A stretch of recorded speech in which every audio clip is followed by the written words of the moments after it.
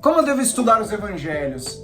Essa é uma das literaturas mais importantes do Novo Testamento e com certeza ela vai moldar os nossos corações e vai nos guiar dentro da nossa prática ministerial e dentro de tudo aquilo que nós vamos fazer. Por isso é muito, mas muito importante nós termos o domínio dessa literatura e deixarmos o ministério de Jesus e o seu coração moldar as nossas vidas.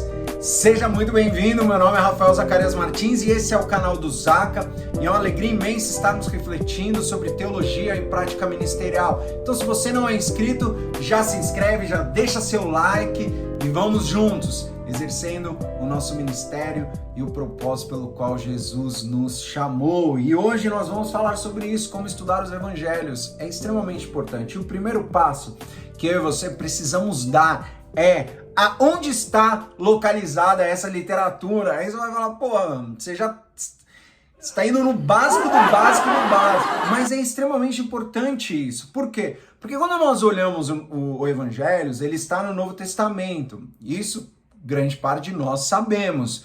Mas dentro da história como um todo, aonde que ele se localiza? Porque se a gente pegar a Bíblia são 67 livros divididos em Antigo e Novo Testamento. E esses livros, eles formam uma grande história e que nós sabemos que é a verdadeira história da humanidade. Então a Bíblia ela vai contar como tudo começou e como tudo vai terminar. E os evangelhos, eles fazem parte dessa história. E quando nós entendemos o impacto que ele traz dentro dessa história como um todo, com certeza vai ser muito importante para nós interpretá-los. Então os evangelhos, eles têm como propósito apresentar como Deus, através de Jesus, irá resgatar toda a humanidade e restaurar todos, mas todos os danos que o pecado causou. Por isso que é muito importante nós entendermos o evangelho. Ele faz parte do plano como um todo de Deus. Ele tem a centralidade em Jesus e ele vai mostrar como que o ministério, morte e ressurreição de Jesus irá restaurar todos os danos que o pecado causou. Então a primeira coisa que a gente faz quando a gente está analisando uma literatura e principalmente o evangelho, aonde que ele está localizado dentro da história e dentro daquilo que Deus está desenvolvendo. E o segundo ponto, entenda o contexto do livro, exatamente. Nós temos 4 evangelistas escrevendo um evangelho para públicos diferentes, locais diferentes. Então, perguntas como: para quem foi escrito? Quando foi escrito? Qual é o propósito do livro? Ele vai nos ajudar a entender o contexto como um todo e aprofundar a leitura desse livro. Então, primeiro eu entendo aonde essa literatura está dentro da grande história. Depois eu entendo qual que é o contexto que esse texto ou esse livro está inserido. E depois, uma das dicas que eu ouvi esses dias num curso que eu estava realizando e que o professor nos deu é: leia o livro primeiramente completo. Então eu estou estudando o Evangelho de Mateus. Eu vou estudar especificamente a passagem do Sermão do Monte. Em vez de diretamente ao Sermão do Monte, o nosso trabalho primeiro, entendi onde ele está na história. Depois de entender onde ele está na história, entendi quem é Mateus, para quem ele está escrevendo e qual o objetivo dele estar escrevendo. Aí o que eu faço? Eu leio o evangelho inteiro. Mas como, Rafael? É muita coisa. São não sei quantos capítulos. Mas é extremamente importante, porque quando o evangelho ele foi escrito lá no passado, eles não tinham capítulo 1, versículo 2, capítulo 3, versículo 4. Ele não era dividido em capítulos e versículos como nós conhecemos hoje. Mas ele era um livro extenso, onde a pessoa pegava e lia do começo ao fim. É a mesma coisa se você pegasse um livro, uma história narrativa hoje, e você fosse, em vez de ler do início ao fim, você começasse, vou ler o final, depois eu vou ler um pouquinho no meio, eu leio a introdução e tal. O evangelho, ele é uma literatura especificamente narrativa. Ele vai contar uma história do começo ao fim. E quando você vai lendo e entende essa história também como um todo, dentro da grande história daquilo que Deus está realizando, Isso é muito importante. Então, se você vai estudar o Evangelho de Mateus, eu particularmente começaria lendo o Evangelho inteiro, lendo uma tacada só. Faz uma leitura rápida, corrida. Isso vai te ajudar a compreender como um todo e tudo aquilo que Mateus está estruturando.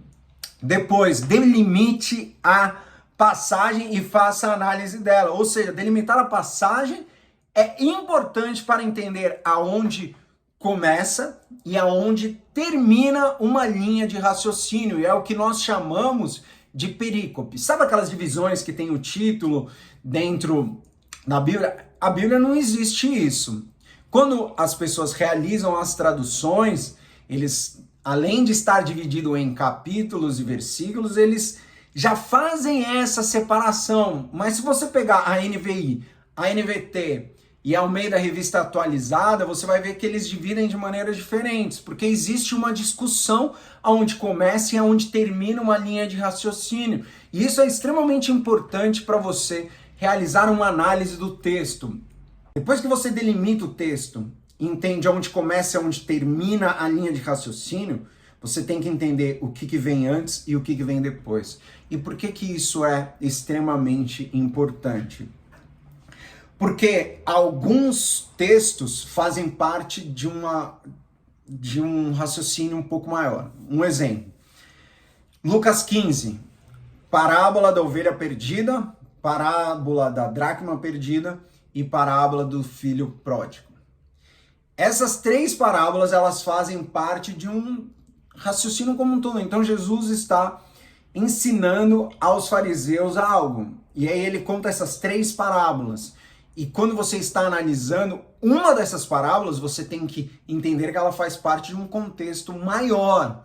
E aí, um outro exemplo, se você está estudando as bem-aventuranças elas fazem parte de um discurso maior.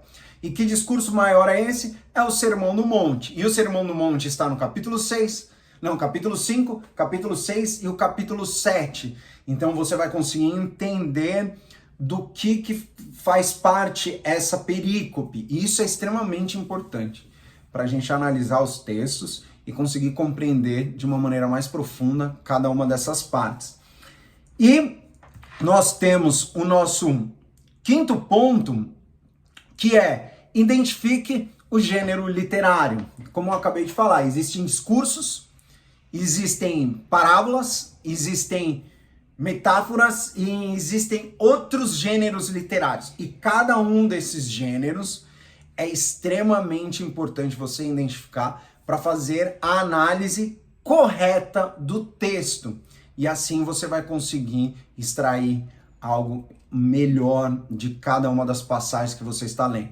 Por isso, primeiramente, entenda onde faz parte da grande história, depois entenda para quem aquele autor está escrevendo, quando que ele escreveu e qual que é o propósito pelo qual ele está escrevendo aquilo. Delimite a passagem e depois identifique o gênero literário. Isso vai ajudar muito você a estudar essa literatura tão importante que é o Evangelho e com certeza ela vai abençoar muito o seu coração. E é isso aí. Juntos vamos estudando as Escrituras, refletindo sobre questões teológicas e práticas do ministério. Então, se você está curtindo esse conteúdo, já deixe seu like, curte, compartilha e vamos juntos nessa caminhada.